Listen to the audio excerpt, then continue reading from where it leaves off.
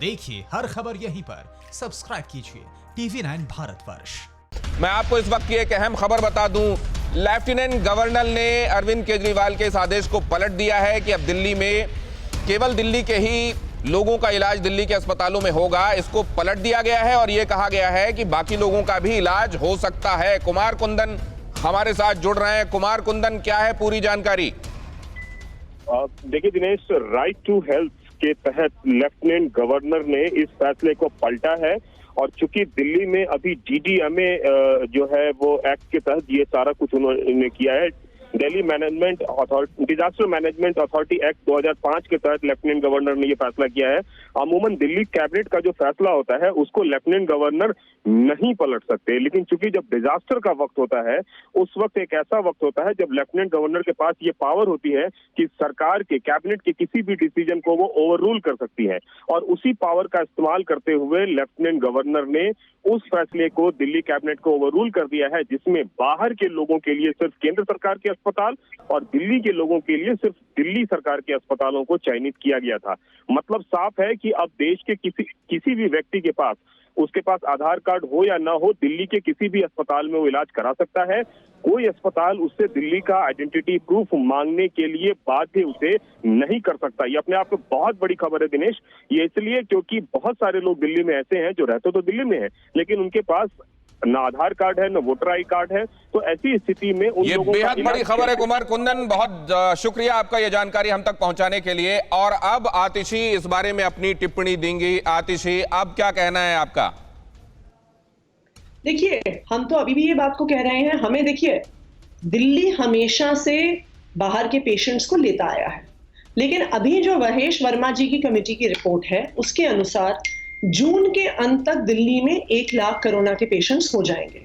अगर 1 लाख पेशेंट्स को कोरोना है तो 15,000 को अस्पताल में बिस्तर चाहिए होंगे।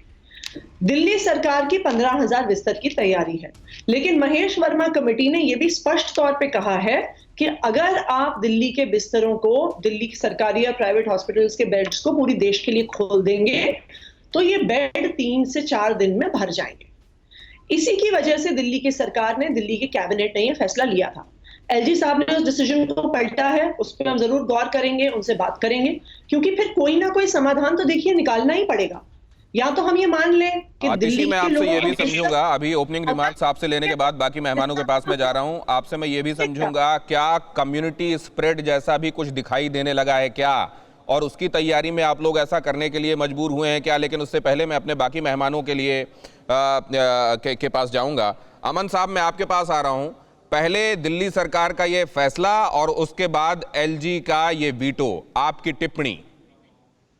देखिए, मैं सबसे पहले दिनेश जी आपके माध्यम से दर्शकों को बताना चाहूंगा कि 12 अक्टूबर 2018 को दिल्ली हाईकोर्ट ने इस फैसले का जो एग्जैक्ट सेम फैसला गुरु तेग बहादुर अस्पताल में दिल्ली ने लागू किया था, दिल्ली सरकार ने लागू किया था, जहां कहा था कि गुरु तेग बहादुर अस्पताल में सिर्फ दिल्ली के रहने वाले लोगों का, जिनके पास दिल्ली का वोटर ID कार्ड है, सिर्फ उनका इलाज होगा।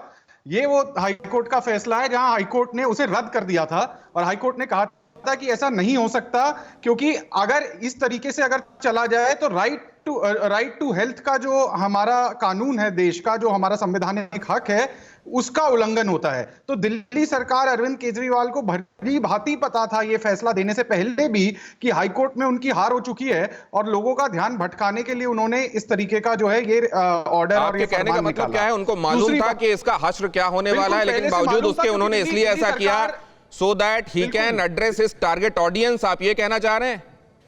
बिल्कुल। देखिए, मेरे पास हाईकोर्ट के फैसले की कॉपी मेरे हाथ में है। 12 अक्टूबर 2018 का ये दिल्ली हाईकोर्ट का चीफ जस्टिस का फैसला है, जहां पे दिल्ली सरकार को उन्होंने फटकार लगाई और उन्होंने बोला कि ऐसे वाहियात फैसले आप नहीं दे सकते हैं, ऐसे ऑर्डर आप नहीं जारी कर सकते हैं। तो जब एक बार अरविंद केजरीवाल को हाईकोर्ट से इसी मामले में फटकार लग चुकी थी, तो दोबारा इन्होंने ये जो आदेश निकाला था वो सिर्फ लोगों का ध्यान भटकाने के लिए निकाला था। दूसरी बात मैं आपको बोलना चाहूंगा कि दिल्ली में 38 अस्पताल हैं दिल्ली सरकार के अधीन, उसमें से 33 अस्पताल ऐसे हैं जो कोरोना के पेशेंट्स का इलाज नहीं कर रहे हैं।